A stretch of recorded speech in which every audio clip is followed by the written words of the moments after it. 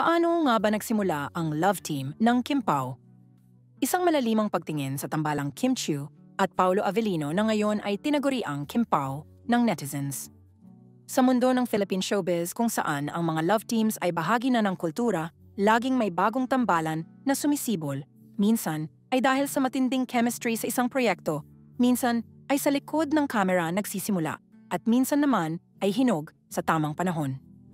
Isa sa mga pinakainit na tambalang pinag-uusapan ngayon ay ang Kim Pao, ang biglaang kinagiliwang tambalan ni na Kim Chiu at Paolo Avellino. Ngunit paano nga ba nagsimula ang lahat? Wala itong engranding press launch o love team announcement. Walang planadong pagtatambal gaya ng sa mga dating sikat na pares. Bagkus, dahan-dahan, natural, at tila sinadyang itadhana ang pagkabuo ng tambalang Kim Pao. Isang serendipity sa Linlang. Ang kanilang tambalan ay unang nakita ng publiko sa teleseryeng Linlang na ipinalabas sa Prime Video at kalaunan ay napanood din sa Free TV. Sa seryeng ito, kinampanan ni Paolo Avellino ang papel ni Victor Lualhati, isang mapagbalat kayo at mapaninlang na mister, habang si Kim Chiu naman ang gumanap bilang Juliana, ang asawang naloko at nilabanan ang kanyang masalimuot na kapalaran. Hindi inaasahan ng publiko na magkakaroon ng matinding chemistry ang dalawa sa seryeng ito. Sa katunayan, marami ang nagulat sa kakaibang maturity at lalim ng pag-arte ni Kim Chiu sa kanyang papel, mas malayo sa mga dati niyang pa-sweet o rom-com na character. Si Paolo naman ay consistent sa kanyang trademark na intense at layered acting. At dahil sa kanilang kapwa-husay at natural na connection sa screen, hindi na iwasang kiligin ang mga manonood sa kanilang mga eksena, kahit pa hindi love story ang pangunahing tema ng Linlang.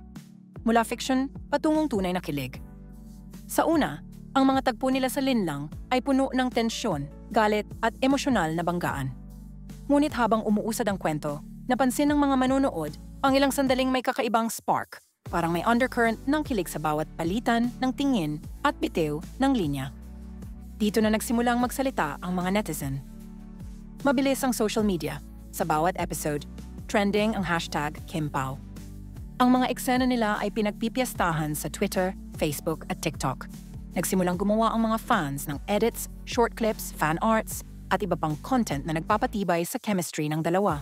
Kahit ang simpleng behind-the-scenes videos ay kinikiligang panoorin. Isa sa mga highlight ng tambalan ay ang eksena kung saan muling nagtagpo sina Victor at Juliana matapos ang lahat ng kasinungalingan at panlilinlang. Sa eksenang iyon, may isang matagal na katahimikan, nagkatitigan, huminga ng malalim at biglang nagsalita si Victor. "May natira pa ba?" Sagot ni Juliana, "Hindi ko alam, pero ikaw, nandito ka pa rin." Dito na lalong humugot ng damdamin ang mga manonood. Naging emosyonal ang mga fans. May nakita silang hindi lamang acting kundi damdaming totoo na kahit fictional ay parang may tunay na connection. Paglakas ng fandom, ang power ng number Kim Pao sa social media. Matapos ang mainit na pagtanggap ng mga manonood sa tambalan nila Kim at Paolo sa Linlang, hindi na napigilan ng tuloy-tuloy na pag-usbong ng kanilang fanbase. Sa Twitter, araw-araw nagta-trending ang hashtag na #KimPao. May mga solid fans na gumawa pa ng dedicated accounts tulad ng @TeamKimPoPH at Kimpao Global na naglalathala ng memes, behind-the-scenes clips, fancams at fanfiction tungkol sa kanilang tambalan. Hindi tulad ng traditional na mga love team na binubuo sa harap ng camera at inilaunch ng mga TV network, ang Kim Pao ay tila natural na umusbong. Organiko ang pagkakabuo nito at mismo mga fans ang nagtulak para kilalanin ito bilang isang tambalan. Sa TikTok, maraming users ang nag-edit ng kanilang mga eksena sa Linlang at nilagyan ng romantic music, habang sa YouTube, may mga vloggers at entertainment channels na nag-analyze ng body language ni na Kim at Paolo sa mga interview at promo events. Ayon sa isang Kim Pao fan na si Jenny Soriano, 26 na taong gulang mula sa Laguna, "Hindi kami naghahanap ng bagong love team, pero nung nakita ko ang chemistry nila sa Linlang, parang ang totoo. Parang hindi scripted. May spark, ang soft launch ng tambalan sa real life." Hindi rin nakaligtas sa mata ng publiko ang mga subtle interactions ni na Kim at Paolo sa likod ng camera. Sa mga guestings nila sa talk shows, variety shows, at media events, marami ang nakakapansin sa tila natural na closeness ng dalawa. Mula sa simpleng holding hands sa stage, pag-akbay, pagtinginan, at mga simpleng banter na puno ng kilig, lalong lumalim ang kilig ng mga fans. Sa isang interview sa Magandang Buhay, tinanong si Kim kung ano ang masasabi niya sa tambalang Kim Pao. Ngumiti lang ito at sinabing, "Hindi naman namin planado yun.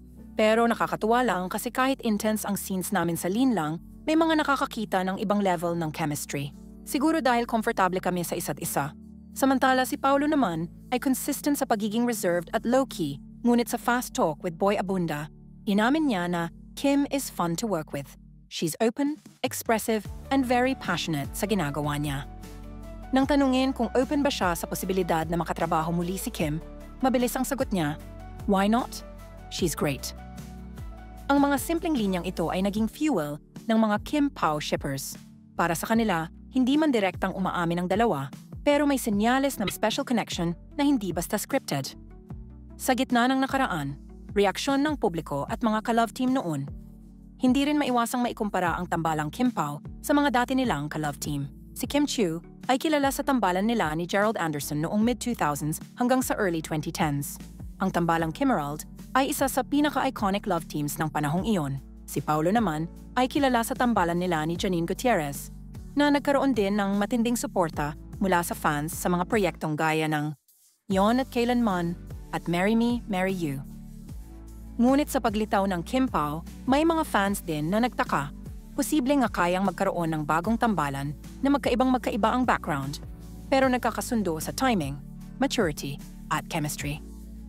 Ayon sa showbiz columnist na si Lolit Solis, matagal na sa industriya sina Kim at Paulo. Pareho na silang mature, parehong dumaan sa seryosong relasyon at tambalan, kaya ibang level na ang kilig na dala nila. May lalim, may bitin, at may credibility.